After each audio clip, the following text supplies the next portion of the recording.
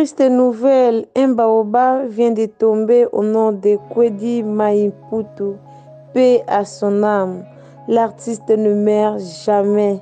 Vraiment, nos sincères condoléances à toute la famille biologique ainsi que la famille artistique. Oh mon Dieu.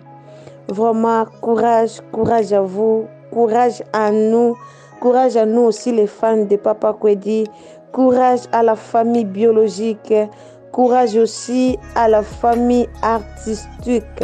Vraiment, ça fait mal au cœur de perdre un papa, un baobab comme Papa Kwedi Maïputu. Vraiment, Papa Kwedi aza mutu ya kala. Papa Kwedi aza mutu ya sikate na théâtre, aza vraiment mutu ya kala. Il a beaucoup fait, il a beaucoup fait, il a beaucoup fait pour notre pays. Il a vraiment beaucoup travaillé na théâtre pour na mboka ya Congo. Vraiment, Papa Kwedi abelaki AVC. Asalaki AVC, tomoni yango kaka na ba page ke Papa Kwedi abomamaki na maladi, amitungisamaki na AVC, nde yango ememie na liwa. Vraiment, ça fait mal au cœur. Ça fait mal.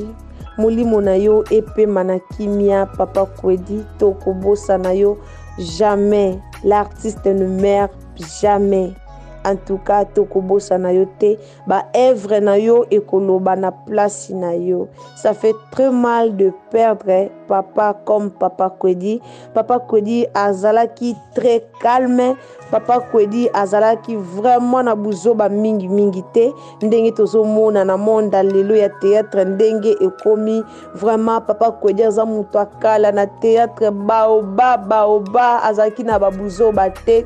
Comme Nzambe a décidé azwa molimo na ye, en tout cas molimo na ye epema na kimia nyonso. Po Nzambe nda pesaka yepe azwaka. Alors po na biso toza na likambo ya koloba te, c'est le Seigneur qui a décidé. Alors molimo na ye epema na kimia.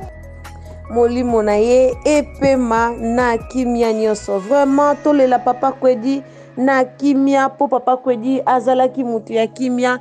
Alors tolela yepe na kimia nyonso. Eza pasi mingi, mais comme le Seigneur a décidé, biso batamokili toza na biso na eloka koloba te, toza bapaya na mboka oyo, toza na biso bapaya na mokili oyo.